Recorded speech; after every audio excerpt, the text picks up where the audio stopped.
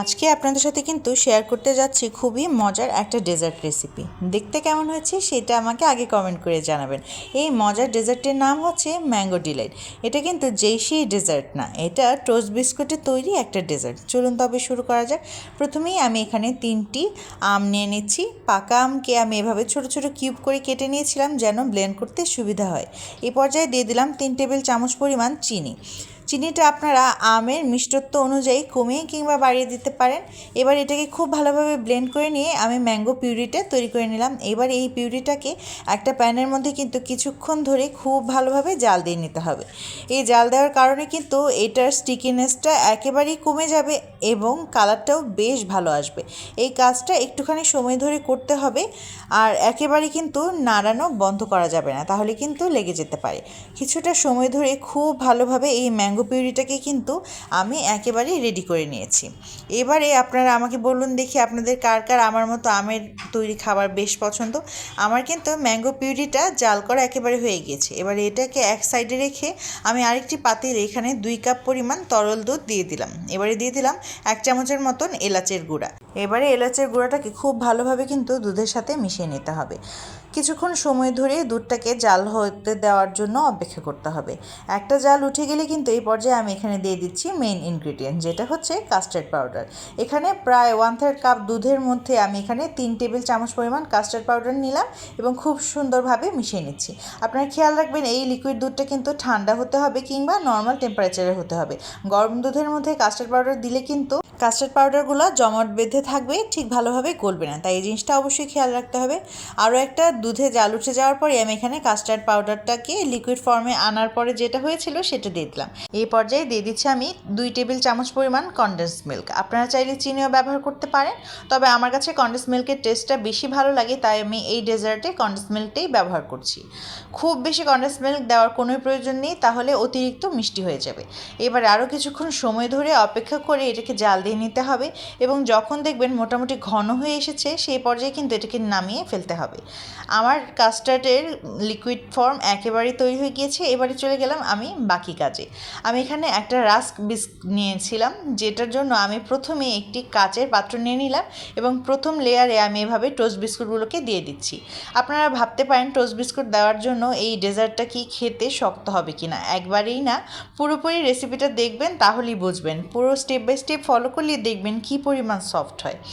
এবারে আমার প্রথম লেয়ার দেওয়া হয়ে গেলে আমি এখানে দিয়ে দিচ্ছি তৈরি করে রাখা কাস্টার্ডটাকে ভালোভাবে দিয়ে দেওয়া হলে কিন্তু আমি একটুখানি নাড়েচাড়ে দিব যেন বিস্কিট সবগুলোর মধ্যেই কাস্টার্ডটা লেগে যেতে পারে। এবার কিন্তু দিয়ে দিতে হবে ওই যে আমি জাল করে রেখেছিলাম পিউরিটা, সেই পিউরিটাকে খুব ভালোভাবে অনেকখানি কিন্তু আমি পিউরি দিচ্ছিলাম যেন আমের ফ্লেভারটা একেবারে ভরে ভরে আসে। ভালোভাবে এই আমের পিউরিটা দেওয়ার পর কিন্তু কিছুক্ষণ সময় ধরে এভাবে স্প্যাচুলার সাহায্যে একটু নাড়িয়ে চাড়িয়ে দিবেন যেন খুব ভালোভাবে জিনিসটা সবগুলো বিস্কিটের উপরে লেগে যেতে পারে। এই লেয়ারটা কমপ্লিট হয়ে গেলে কিন্তু আমি এখানে বাকিগুলোও দিয়ে দিব। আমি এখানে আবার একটা বিস্কিটের লেয়ার তৈরি করতে যাচ্ছি। আমি এখানে মোট 2টি বিস্কিটের লেয়ার দিচ্ছি। আপনারা চাইলে আপনাদের পছন্দ অনুযায়ী যে কোনো পাত্রে এটা দিতে পারেন। এবারে আমি এখানে আমার এই স্টেপটা হওয়ার পরে কিন্তু আমি আবার সেম সেই কাস্টার্ডের লেয়ারটাকে দিয়ে দিব এবং কাস্টার্ডের এই লেয়ারটা দেওয়ার পর কিন্তু আমি একটুখানি ট্যাপ ট্যাপ করে দিব যেন কোনো ধরনের ফাঁক না থাকে। সবটা কাস্টার্ড আমি খুব ভালোভাবে এখানে মিশিয়ে দেওয়ার পর কিন্তু এটাকে ফ্রিজে রেখে দিতে হবে 1 ঘন্টার জন্য যেন খুব ভালোভাবে সেট হয়ে আসে। এরপর সেট হয়ে যাওয়ার পর কিন্তু আমি পরবর্তী স্টেপে চলে যাব। আমাদের ডেজার্ট কিন্তু একেবারেই কমপ্লিট হয়ে গিয়েছে। এবারে এটার ফাইনাল ফিনিশিং কিন্তু বাকি। এই যে ফ্রিজ থেকে আমি বের করে দিয়েছি, দেখতেই পাচ্ছেন কতটা জমাট বেঁধেছে। এইবারে আমি এখানে দিয়ে দিচ্ছি বাকি পিউরিটাকে। প্রথমে আমি এখানে একটুখানি অল্প অল্প করেই দিয়ে দিচ্ছিলাম, তারপর আমার কাছে মনে হলো পুরো অপশনটাতেই কেননা আমি এটাকে বিছিয়ে দিই। আমি এই জন্য এই উপরে সবটুকু পিউরিকে খুব ভালোভাবে দিয়ে দিয়েছিলাম এবং আস্তে আস্তে করে কিন্তু চামচের সাহায্যে সবটাকে পিউরিকে আমি একেবারে এভাবে মিশিয়ে নিয়েছিলাম। আপনারা চাইলে আপনাদের পছন্দ অনুযায়ী যে কোনো ডিজাইনই করতে পারেন। আমি এইভাবেই খুব সুন্দরভাবে সিম্পল রাখার চেষ্টা করেছি। এটা কিন্তু দেখতেও বেশ সুন্দর লাগে। আমার তো এই পর্যায়ে মনে হচ্ছিল এটাকে এইভাবেই বেশি ভালো লাগছে, তবে আমি আরও একটুখানি ডেকোরেশন করলাম।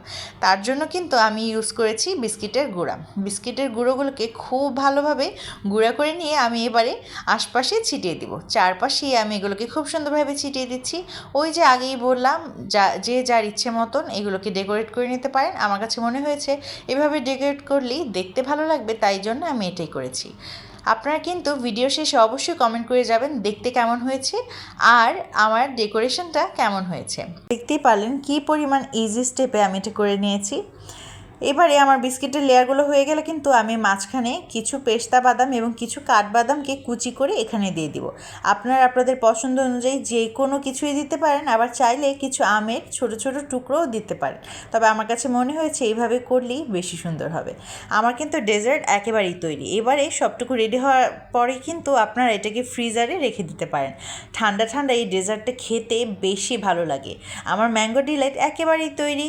আজকের রেসিপিটি ভালো লাগলে কমেন্ট করে অবশ্যই জানিয়ে যাবেন, আর লাইক কমেন্টের পাশাপাশি একটা করে শেয়ারও দিয়ে যেতে একেবারেই ভুলবেন না। মজাদার এই ডেজার্টটি একবার হলেও কিন্তু অবশ্যই ট্রাই করবেন, ছোট কিংবা বড় সবাই এই ডেজার্টটাকে একেবারেই চেটেপুটে খাবে। আমার তো বেশ লেগেছে। আপনারা ট্রাই করে আমাকে জানাবেন কেমন হয়েছে, আর ভিডিওটি ভালো লাগলে অবশ্যই আমার পাশে থাকবেন। অনেক অনেক ধন্যবাদ আজকে ভিডিওটি দেখার জন্য।